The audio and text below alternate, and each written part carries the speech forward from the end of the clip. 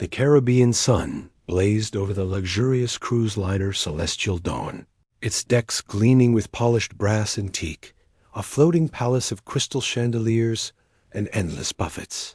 Frank Collins, 68, leaned against the railing, his retired. Hands steady despite the tremble he'd felt since boarding 3 days ago. His gray hair caught the breeze as he watched Lily, 10, his granddaughter, chase a beach ball by the pool, her laughter a rare light. The $8,000 he'd paid for Derek and Evelyn's tickets after their manipulative plea burned in his memory, each dollar a weight. Back in Haven's Edge, his quiet town of oak-lined streets, Frank's kitchen had been his sanctuary, coffee percolating in golden light. Now, the ship's opulence felt like a cage, Derek's demands echoing. Family memories, Dad, but Lily's scream shattered the moment. Grandpa, run! Her eyes, wide with fear, locked on his from the poolside, her small frame tense. Frank's heart lurched. He trusted her voice over the ship's hum. He moved, legs heavy but driven, weaving through sunbathing tourists. Lily darted to him, grabbing his hand, her voice a whisper. They're planning something bad, Grandpa. I heard. Them? Frank's stomach dropped, recalling Derek's cold tone after the check. Don't blame me when this ruins everything. He pulled Lily to a quiet deck corner, kneeling despite his aching knees. What did you hear, sweetheart? Her eyes darted. Dad said to Mom, it'll look like an accident. The insurance will cover it all. Frank froze, the sea's rhythm mocking his racing pulse. He'd paid for their tickets, but his life insurance, $500,000. Naming Derek beneficiary flashed in his mind. At home, he'd found bank statements. In his desk, proof of Derek's $50,000 debt, alongside a letter from Margaret, his late wife. Frank, guard our truth. Was it tied to this? They hid in a service stairwell, the ship's hum muffling their steps. Lily clutched her backpack, a drawing peeking out 3 figures, not 4, Frank central. I didn't want to scare you, she whispered, but Dad's been weird since you said no. Frank's chest tightened. He'd bailed Derek out for years, $200,000 house down payment, $30,000 wedding, $8,000 car repair, each a surrender. Derek's minivan in his driveway, Evelyn's crocodile tears, their entitled invasion had shifted something. Now Lily's. Warning crystallized in betrayal. He led her to the ship's library, a mahogany haven, empty but for a steward. We need a radio, Frank said, voice low. The steward, a young man named Sam, frowned but nodded, sensing urgency. Who's after you? Sam asked. Frank glanced at Lily. Family. Sam patched them to the captain's office, but Derek's voice crackled first, intercepted on a crew channel. He's old, it'll look natural. Deck 7, midnight. Frank's blood ran cold. His son planned to push him overboard. Lily gasped, gripping his arm. Sam's eyes widened. I'll get security, he said, but Frank stopped him. Not yet. They'll deny it. We need proof. He recalled Margaret's letter, found with financials, hinting at a trust she'd set up, separate from Derek's reach. Was it in his safe at home? Frank texted Ellen Cross, a carpenter friend in Haven's Edge, attaching a photo of Lily's drawing. Check my safe. Margaret's letter. Urgent. Ellen, steady as oak, replied. On it. Juniper, Ellen's daughter, 10, added. Stay safe. Mr. Frank, Derek, and Evelyn appeared on deck 5, scanning the crowd. Frank and Lily ducked into a crew corridor, guided by Sam. They're desperate, Frank murmured, piecing it together.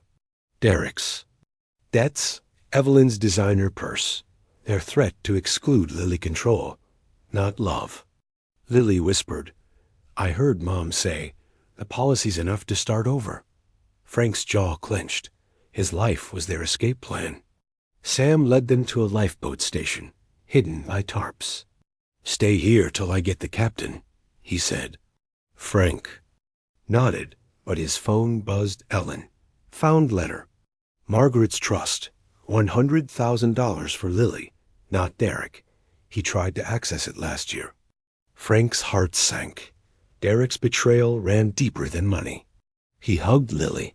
You saved me, kiddo. She smiled faintly. You're my best friend, Grandpa.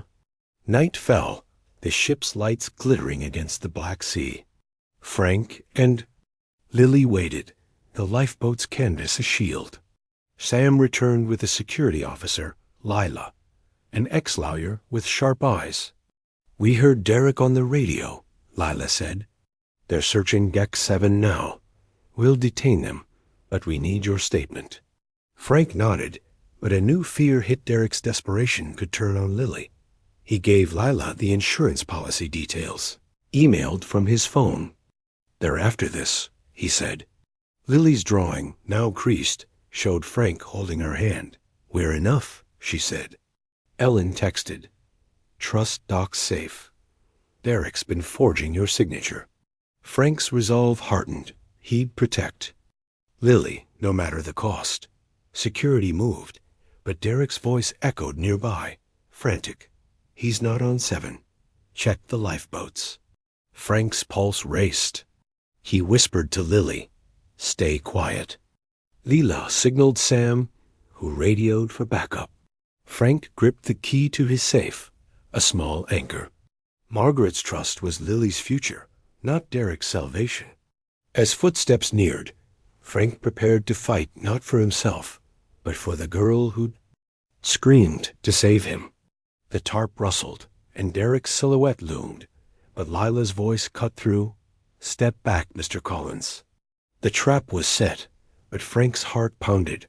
Would truth outrun betrayal before the sea claimed them all? The celestial dawn sliced through the Korean night, its decks aglow with golden lights, a deceptive haven of luxury masking the danger Frank Collins, 68, now faced. Hidden beneath a lifeboat's tarp, Frank clutched Lily, 10, his granddaughter, her small frame trembling against him.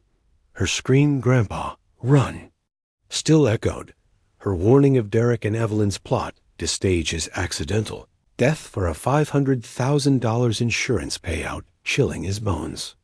The sea's rhythm mocked his racing pulse as he gripped the key to his Haven's Edge safe, where Margaret's letter hinted at a $100,000 trust for Lily, not Derek. Footsteps thudded nearby. Derek's voice, frantic, hissed, He's not on Deck 7. Check the lifeboats. Frank's heart pounded. Lily's drawing, tucked in her backpack, showed 3 figures, him, her, no parents, a child's truth. Lila, the security officer and ex-lawyer, crouched beside them, her sharp eyes scanning the dark. Backup's coming, she whispered. Radio crackling softly. Frank nodded, but fear gnawed Derek's desperation, could turn on Lily Dot in Haven's Edge. Ellen Cross, Frank's carpenter friend, rifled through his safe, her calloused hands steady. She'd texted earlier, Margaret's. Trust $100,000 for Lily. Derek forged her signature last year. Juniper, Ellen's daughter, 10, drew a new sketch Frank and Lily safe, a key glowing sent to Frank's phone. Ellen's got the documents, Frank told Lila. Derek's been after Lily's future. Lila's jaw tightened. I pulled. Crew logs. Derek's been bribing a steward for your cabin key. Frank's stomach churned. His son's betrayal cut deeper than the $50,000 debt he'd confessed to credit cards. Loans, a second mortgage Evelyn's designer purse couldn't hide. Back home, Derek's unannounced invasion, Evelyn's crocodile tears, had coerced Frank's $8,000 check for the cruise. Now it was a trap. Lila led them to a crew mess hall, its fluorescent hum a stark contrast to the ship's opulence. Sam, the steward who'd helped earlier, brought water. Captain's detaining Derek, he said, but Evelyn's still loose. Lily sipped, her eyes wide. Mom said the money would fix everything. Frank hugged her, recalling Margaret's letter. Guard our truth. Was the trust tied to Derek's greed? Lila hacked a crew tablet, finding Derek's payments to a steward. Named Marco. He's been tracking you, she said. Radio logs confirmed Derek planned a fall tonight. Frank's hands shook not from age, but rage. He paid for Derek's house $200,000. Wedding, $30,000. Car, $8,000. Each a surrender to a son now plotting his death. Lily whispered, "I'm sorry I didn't tell you sooner." Frank brushed her hair. "You saved me, kiddo." Ellen called, her voice steady over the ship's satellite line. "Derek's forged checks in your name. Frank, $20,000 last year, blocked by the bank. The trust's locked. Only you or Lily can access it." Juniper chimed in. "We're telling everyone in town." Frank smiled faintly Haven's edge. Was his shield. He texted Ellen, "Find Margaret's lawyer, Clara Voss." She set up the trust. Layla traced Marco's radio. Derek was on deck 9, shouting, "Find him." Frank's pulse raced. The ship, a floating city, offered no escape until port in 2 days. Lila planned to confront Derek with evidence, recording his confession. "We need him to slip," she said. Frank nodded, but Lily's safety was his. Anchor. He gave Lila his insurance policy details, emailed from his phone. "This is their motive," he said. Lily's drawing, now creased, showed Frank's hand in hers. "We're enough," she said. The ship's horn blared, signaling a midnight show, masking their move to a maintenance room, its pipes humming. Lila's radio crackled security had Derek cornered on deck 9, but Evelyn had slipped away, her heels clicking on a crew stairwell. Frank's mind raced. Evelyn's desperation matched Derek's. At home, their entitled invasion Derek pacing, Evelyn's tears had felt like a violation. Now it was lethal. Sam scouted, returning pale. Evelyn's with Marco, searching deck 4. Frank's. Jaw clenched. He'd underestimated their ruthlessness. Lily pulled ship blueprints. "There's a safe room near the bridge," she said. "We'll hold there." Frank led Lily, her backpack bouncing, through a service corridor, the seas. Sway unsteadying his legs. Ellen texted. Clara Voss found. "Trust's legit. Derek's cut off. He's been after it since Margaret died." Derek's voice boomed on an open radio channel, intercepted by Lila. "She's just a kid. She won't talk." Frank froze. Derek meant Lily. "He's scared she expose him," Lila said, recording. Frank's heart pounded. Lily's warning had appended their plan. In Haven's Edge, Juniper's sketches were spreading online. Save Frank and Lily, with locals rallying. A new message from Ellen. Derek's debt collectors called your house. He owes $75,000, not 50. Frank's resolve hardened. Derek's. Lies piled higher than his debts. Lila's backup arrived. 2 officers, armed, led them to the safe room, a steel vault near the bridge. Lily clutched her drawing. "Will they hate me, Grandpa?" Frank knelt, despite his knees. They made their choices. "You're my hero." Inside the safe room, monitors showed Derek detained, shouting, "It was an accident." Evelyn appeared.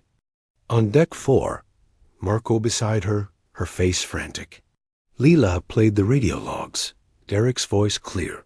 "It'll look natural." "This'll hold in court," she said.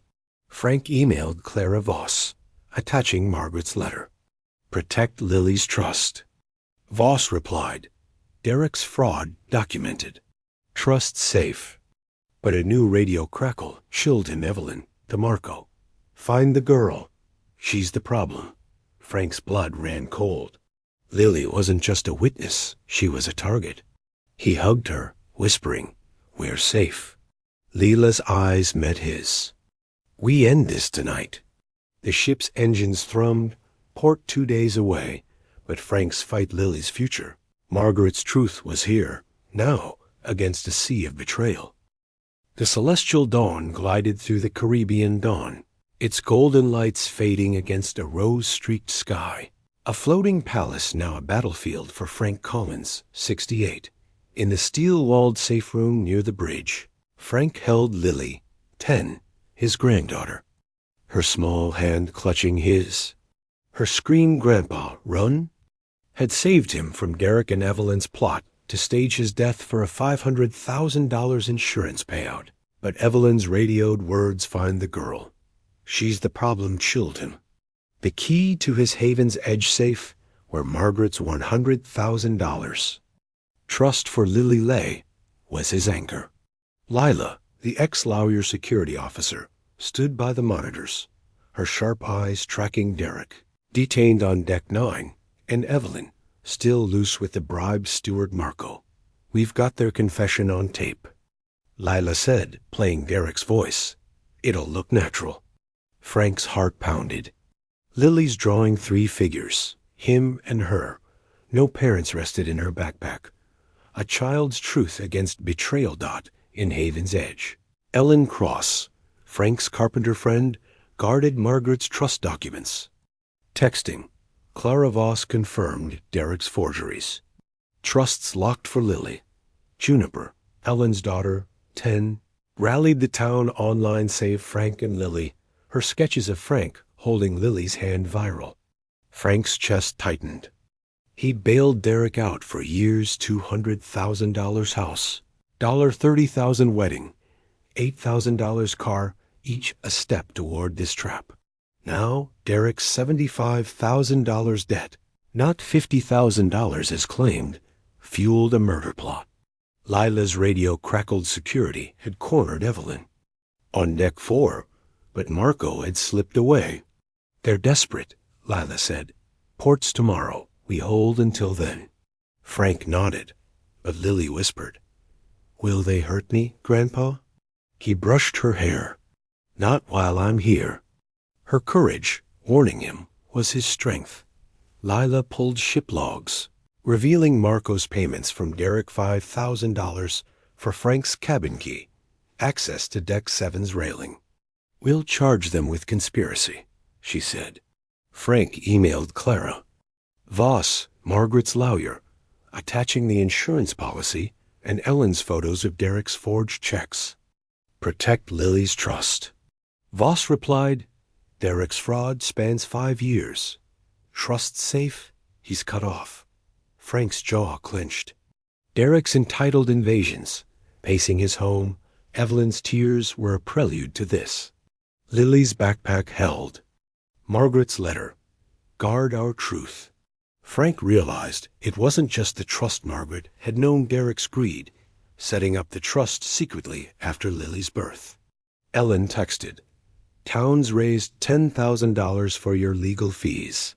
We're with you. Juniper added, Lily's my friend. The safe room's monitors flickered Evelyn. On Deck 4, shouted at security, her designer purse swinging. It was a joke, she claimed. Derek, on Deck 9, raged, My daughter's lying. Frank's blood boiled. Lily's truth had appended their plan. Lila planned to confront them at the captain's office, broadcasting their confessions shipwide. We'll break them, she said. Frank agreed, but fear lingered. Derek's volatility could lash out. Sam, the steward, scouted, returning. Pale, Marco's got a crew pass. He's near the bridge. Frank's pulse raced. The safe room wasn't safe. Lila led them to a captain's quarters, its oak paneling a stark contrast to the steel vault. Lily clutched her drawing. I didn't want to hurt them, she said. Frank knelt, knees aching. You did right, kiddo. The captain, a stern woman named Reyes, met them, reviewing Lila's evidence. We'll detain them until port. Reyes said, FBI's waiting. Frank shared the insurance policy Derek's motive. Reyes nodded. Attempted murder, fraud, bribery. They're done. But a thud echoed. Marco, at the door, radioed Evelyn. They're here. Lila drew her taser, signaling security. Frank pushed Lily behind a desk, gripping his safe key. Derek's voice boomed outside, released in a mix-up. "Give me my daughter," he shouted. Frank's heart raced. His son, once a boy he'd carried, was a stranger. Lila opened the door, taser ready. Derek lunged, but security tackled him. Evelyn appeared, screaming, "Lily, tell them it's a lie." Lily stood, voice clear. "You wanted Grandpa gone." The room froze. Cameras, set by Lila, rolled. Evelyn collapsed, sobbing, "We were drowning." Derek glared, but his fight faded under cuffs. Marco was detained, his pass revoked. Lila played the radio log shipwide. Derek's "It'll look natural." Evelyn's "Find the girl" gasps echoing through cabins. Passengers rallied. POSTING online. Justice for Frank and Lily.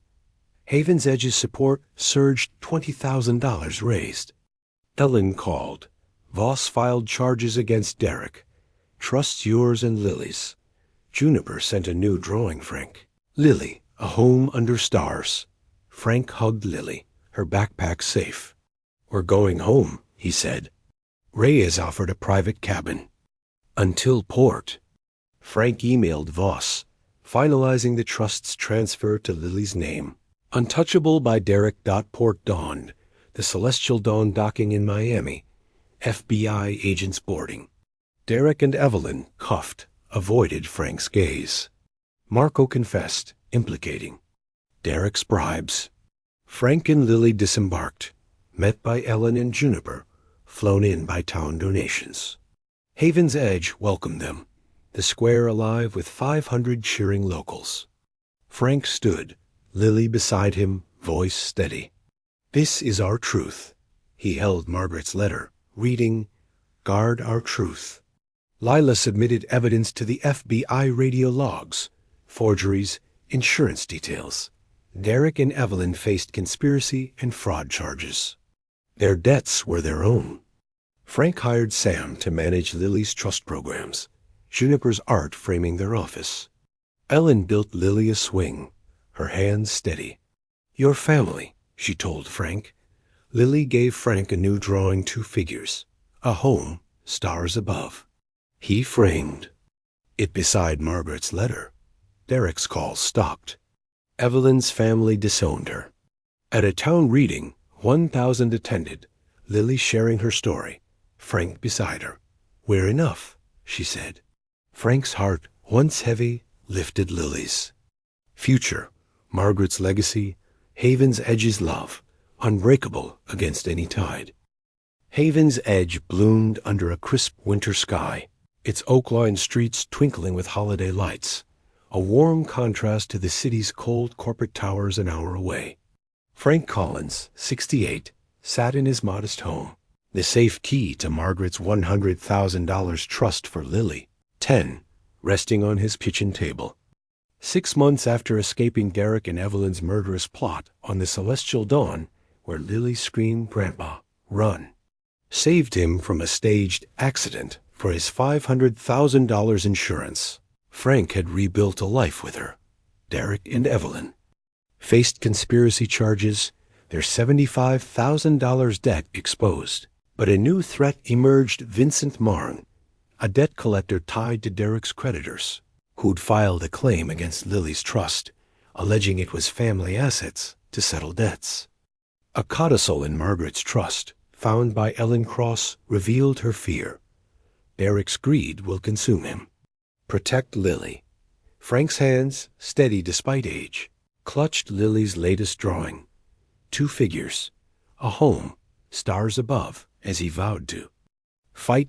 Frank met Ellen, the carpenter, and her daughter Juniper, 10, at the Haven's Edge Community Center, its warmth a shield against Marne's chill. Ellen, fixing a window, eyed the codicil. Marne's got lawyers sniffing for loopholes. She said. Juniper handed Frank a sketch. Lily holding a glowing key, Frank beside her. "She's your family," Juniper said. Frank's chest tightened. Lily's trust was her future, not Derek's salvation. Lila, the ex-lawyer turned security officer from the ship, joined them in her book-lined office. "Marne's firm is linked to Derek's creditors," Lila said, pulling court filings. "They're claiming your trust payments to Derek $200,000 house, $30,000 wedding, tie it to his debts." Frank's jaw clenched. His generosity had been weaponized. He planned a town hall to expose Marne, inviting press, locals, and the Lily and Jace Foundation, where he volunteered. Marne's tactics hit hard. A city headline screamed, "Collins hoards trust, ignores son's debts." Locals whispered. A reading program stalled. Marne's lawyer, Clara Holt, filed to freeze the trust, alleging Frank's mismanagement. Lily, at school, faced questions from teachers swayed by Marne's rumors. "Is Grandpa hiding money?" a classmate asked. Lily ran to Frank, teary. "I don't want to lose you." Frank knelt, knees creaking. "You won't, kiddo." Ellen, building bookshelves at the foundation, overheard. "Marne's playing on guilt," she said. Leela uncovered a lead. Margaret's codicil named Clara. "Voss is executor, not Holt. Voss disappeared after Derek's forgeries," Lila said. "Find her, you lock the trust." Frank drove to the city, Lily sketching in the back seat to trace Voss at a law firm. A clerk revealed Voss had fled after threats from Marne's firm tied to Derek's creditors. Holt struck again. Social workers, tipped by Marne, visited Frank's home, questioning Lily's stability. The foundation's funding faltered, Marne's allies blocking grants. Frank rallied his team, Ellen, Juniper, Leela, and Sam, the Celestial Dawn Steward, now managing trust programs. They posted online, Lily's Truth. Juniper's sketches went viral. Frank and Lily, a key shining. Comments roared, "They're ours." Frank planned the town hall in Haven's Edge Square, 600 gathering under lanterns. He stood, Lily beside him, voice clear. "This trust is Lily's, not a debt collector's." Lila projected Marne's filings, proving fraud ties. The crowd cheered. Donors pledged $1 million. Holt appeared, her smile cold. "You're stealing from family, Collins." Lily stepped forward. "Grandpa's my family." Ellen spoke. "He's ours." Marne's claim weakened. A donor restored the program. Voss surfaced, contacted by Lila through a safe house. In a city diner, Voss, 70, handed Frank a sealed codicil. "Margaret knew Derek's greed," she said. "The trust's for Lily's education, untouchable by debts." Frank's throat tightened. Margaret's love, hidden for years, lived on. The codicil named Frank sole guardian, voiding Derek's claims. Layla traced Marne's payments to Holt $10,000 to push the freeze. Frank organized a final hearing. 800 attending in Haven's Edge's courthouse. He presented the codicil, Voss testifying. Margaret feared Derek's betrayal. Layla showed Marne's bribes. The judge, stern but fair, ruled. The trust is Lily's, free of claims. Cheers erupted. Marne's firm faced fraud probes. Holt fled. Frank hugged Lily, whispering, "We're safe." Haven's Edge celebrated, the square alive with music. The foundation opened a second shelter, Sam leading, Juniper's art on every wall. Ellen built Lily a desk, her hands steady. "You're home," she told Frank. Lily gave him a new drawing, 3 figures, including Margaret's star. Frank framed it beside her codicil. Derek's trial loomed. Evelyn's family cut ties. Marne vanished, his firm bankrupt. At a community reading, 1,200 attended, Lily sharing a poem, Frank beside her. "We're enough," she said. Frank's heart, once heavy, soared. Lily's future, Margaret's legacy, Haven's Edge's love, a tide no betrayal could break.